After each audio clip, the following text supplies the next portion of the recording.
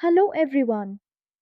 Before we dive in, let me ask you this. Have you ever wondered why fuels burn differently, why perfumes smell so sweet, or how soap is actually made from oil?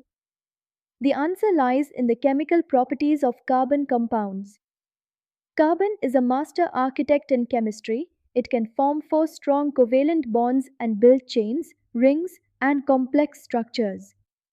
Because of this tetravalency, it reacts in fascinating ways with acids, bases, oxidizing agents, or even light. The type of functional group in a carbon compound, like an alcohol group, an aldehyde group, or a carboxylic acid group, determines how it will behave in a reaction. But here's an interesting point. Many carbon compound reactions won't just happen instantly at room temperature. They often need a push, maybe a catalyst, some heat, or even light. That's why in the lab we often see carbon chemistry paired with special reaction conditions. As we go ahead, you'll see exactly how these properties turn into practical processes in fuels, industry, and even biology. Let's start with one of the most familiar chemical processes, combustion. When you burn a carbon compound in oxygen, it produces carbon dioxide, water, and releases energy. Take methane as an example. Methane, written as CH4, reacts with oxygen, O2, to produce carbon dioxide, CO2, and water, H2O. This is complete combustion. It's highly exothermic, meaning it releases a lot of heat and light. But not all combustion is perfect. If there isn't enough oxygen, incomplete combustion occurs, producing carbon monoxide, CO, which is poisonous, and sometimes soot, which is unburned carbon. That's why a blue flame from a gas stove means efficient, complete combustion, while a yellow flame means incomplete combustion.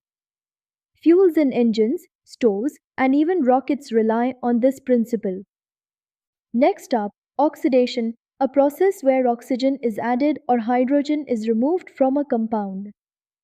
For example, ethanol, C2H5OH, can be oxidized to ethanoic acid, CH3COOH, using an oxidizing agent like alkaline potassium permanganate, written as KMNO4, or acidified potassium dichromate, written as K2Cr2O7.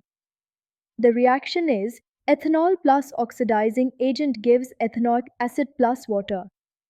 Oxidation isn't just a lab phenomenon. In our bodies, glucose C6H12O6 is oxidized during respiration to release energy, carbon dioxide, and water. So, the same principle powers both a candle flame and the cells in your body. Addition reactions are where atoms are simply added across a double or triple bond, no atoms are lost. These occur mainly in alkenes and alkynes, which are unsaturated hydrocarbons. For instance, ethene, C2H4, can react with hydrogen gas, H2, in the presence of a nickel catalyst to give ethane, C2H6. This is hydrogenation, used in the food industry to turn liquid vegetable oils into semi-solid fats like margarine. Another example, ethene reacts with bromine water, Br2, decolorizing it and producing 1,2-dibromothane, C2H4Br2. This reaction is actually a simple chemical test for unsaturation. In contrast, substitution reactions replace one atom in a molecule with another without changing the carbon skeleton. Alkanes, which are saturated, undergo substitution with halogens in the presence of ultraviolet light or sunlight.